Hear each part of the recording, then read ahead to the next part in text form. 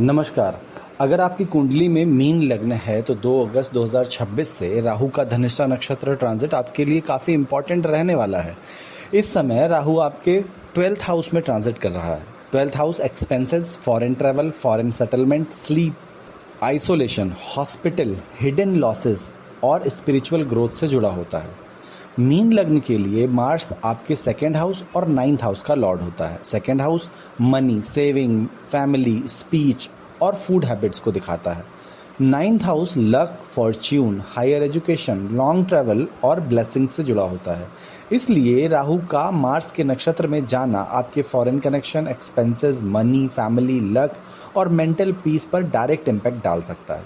सबसे पहले foreign travel, career और अपॉर्चुनिटीज़ की बात करें। 12th हाउस का राहु फॉरेन कनेक्शन को स्ट्रॉन्ग कर सकता है।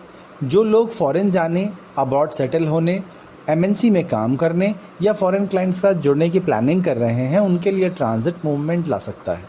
Online work, remote work, import export, foreign business या डिस्टेंट प्लेसेस से अपॉर्चुनिटीज़ मिल सकती है। अगर आप लंबे समय से किसी फॉरेन रिलेटेड काम में अटके हुए हैं तो इस पीरियड में प्रोग्रेस दिख सकती है। लक सपोर्ट भी मिल सकता है, लेकिन रिजल्ट तभी बेहतर रहेगा जब प्लानिंग प्रैक्टिकल होगी।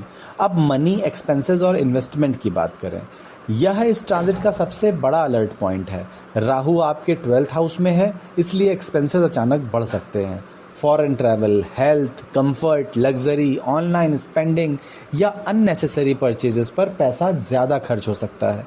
क्योंकि मार्स आपके 2nd हाउस का लॉर्ड भी है, इसलिए सेविंग पर डायरेक्ट इम्पैक्ट पड़ सकता है।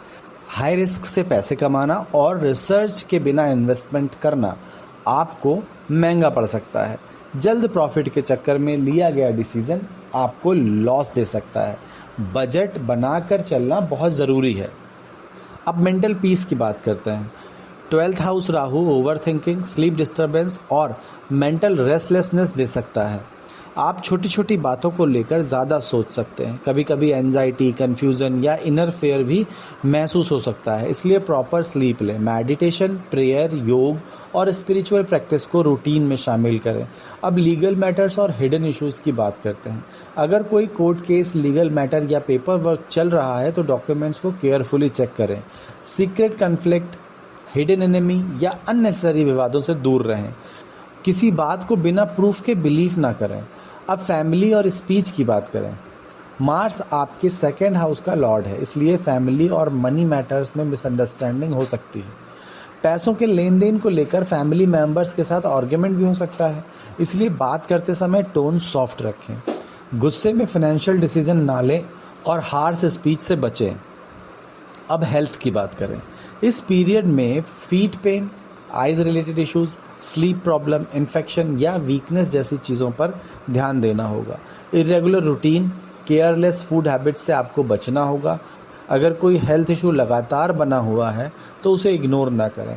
ओवरऑल मीन लग्न वालों के लिए अगस्त 2026 से फरवरी 2027 का यह Rahu transit foreign connection, distant opportunities और स्पिरिचुअल ग्रोथ के लिए इम्पॉर्टेंट फेज हो सकता है। लेकिन सक्सेस उन्हीं को मिलेगी जो एक्सपेंसेस में कंट्रोल रखेंगे, शॉर्टकट मनी से बचेंगे, स्लीप और मेंटल पीस का ध्यान रखेंगे और डिसीजंस प्रैक्टिकल थिंकिंग के साथ लेंगे। इस ट्रांजिट का आपकी पर्सनल कुंडली पर एग्जैक्ट इम्पैक्ट जानने के लिए सारे ऐप डाउनलोड कीजिए। पहला प्रश्न वहाँ पर फ्री में पूछ सकते हैं।